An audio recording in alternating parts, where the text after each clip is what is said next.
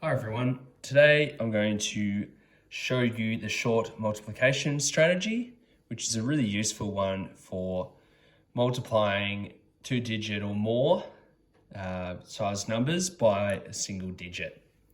So to begin with, I'll just show you how to set up your page. So let's say we have 32, so we put our 32 here and we multiply by, say, 4. Now, in this first example, there's not going to be any carrying, which I'll show you what the carrying is in the second example, but in this one, there won't be any. So then what I do, and I like to use a ruler for this, is I rule a line underneath the 4 there and down here. Grid books are fantastic for maths. Hopefully you're doing your maths in a grid book like this one, because you can easily fit the numbers in and line up any kind of lines and things that you need to draw or rule up. So what we do first is we're multiplying 4 by 2. So we're kind of splitting this number into its tens and its ones. Okay, so there's 2 ones or units and 3 tens. So what we're going to do first is 2 times 4. And then after that, we're going to do 30 times 4. Okay. And I'll show you the little trick with this one in a minute. So 2 times 4 is 8. Now you don't have to write this. You can do this in your head. I usually do this in my head, but I'm just sort of showing you my working outs that I'm doing. So 2 times 4 is 8. We put the 8 there. Okay. Now, what we've got here is 30 times 4. Now, a lot of people like to think of it as actually 3 times 4 because the 0 on the end there is just going to hold the place. So 3 times 4 will give us the answer that we need. And the answer to that is 12. But we've got to remember that really this is 120. So when we write the number down, it's going to be worth 120. Okay? So what we do here is we take that 12 and we put that here.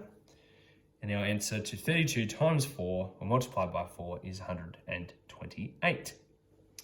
So that's kind of the simplified version, and that's where we don't have to do any carrying at all.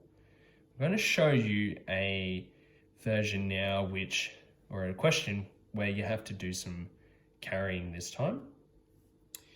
So this time we're going to have 56 multiplied by 7. And again, I'm going to get my ruler out.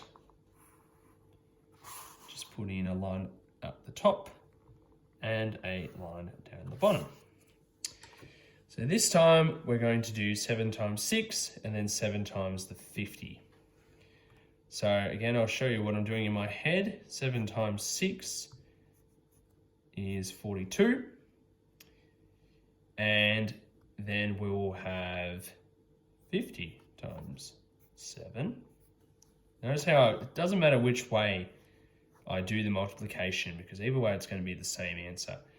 And again, I'm going to have in my head 5 times 7 is 35, and just remember to put the 0 on the end.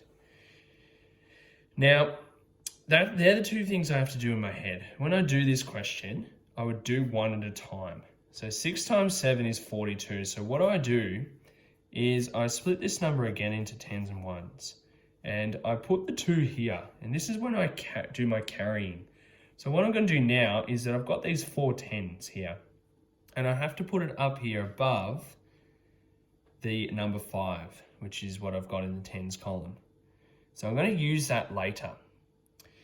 Now this is when I do 50 times 7 or 5 times 7, that gets me 35 or 350. Remembering that it really is 350, but for our purposes, we're going to make it 35. Then what I do is I take 35 and I add these 4 tens on. I don't multiply it. You're going to end up with a very large number if you multiply 35 times 4, and it won't be the answer. Help you get the answer to 56 times 7. So 35 plus the 4 is 39. And I put that in here. So the answer to 56 multiplied by 7 is 392. Thank you.